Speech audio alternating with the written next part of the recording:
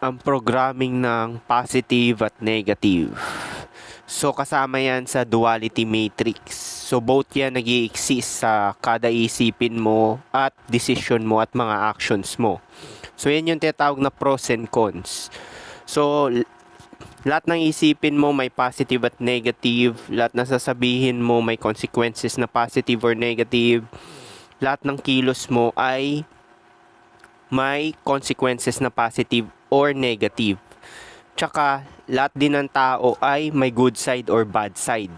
So technically is programming lang talaga yung sa lipunan na nagli-lean towards sa positive.